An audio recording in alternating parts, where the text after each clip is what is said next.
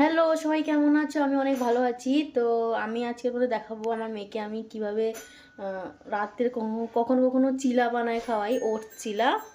দাঁড়া তোমাদের দেখ, এই যে দেখতে পাচ্ছ, এতে ওটস রয়েছে, ওটস আর একটু আটা আর সিমলা মির্চি, গাজর, পেঁয়াজ, মানে যা সবজিগুলো দিলাম। আর এই যে ঘি, এই ঘি দিয়ে আমি বানাবো আমার মেয়ের জন্য চিলা।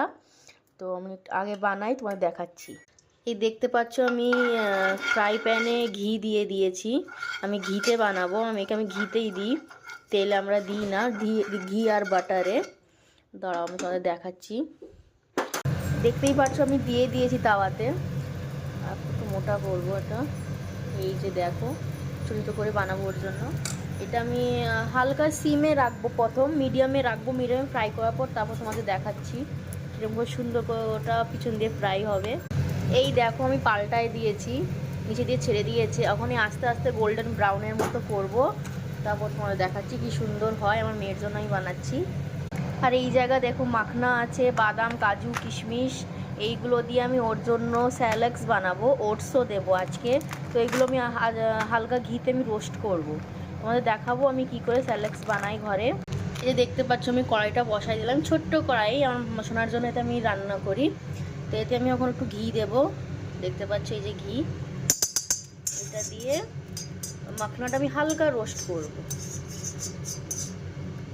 গরম হয়ে গেছে ঘি, এখন আমি মাখনাটা দিয়ে দেব।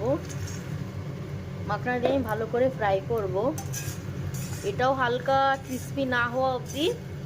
এটা কাজু আমি সব কিছু ফ্রাই করে তারপর তোমাদের দেখাচ্ছি কি করে আমি স্যালাক্স বানাই। আর এইদিকে দেখো আমার চিলা কিন্তু রেডি হয়ে গেছে, এটা তোমার প্যানকেকও বলতে পারো। এই দেখো ছোট্ট করে চিলা করলাম, একদম সফট হয়েছে, বাচ্চাদের জন্য এটা অনেকই ভালো খেতে। আমার মেয়েকে আমি দেবো রাত্রের ডিনার, আজকে এটা আমি করলাম চিলা। এই যে আমার মেয়ের জন্য আমি নিয়ে যাচ্ছি চিলা। এই নাও, ভাল লাগছে? আচ্ছা, আমার মেয়ের ভাল লাগছে চিলাটা, ওখানেও খাবে। এই নাও, ভালো?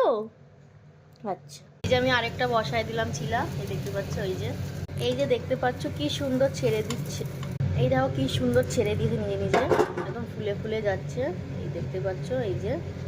আর এটা আমার মাখনা ফ্রাই হচ্ছে, তোমাদের দেখাচ্ছি কি করে আমি স্যালাড বানাই।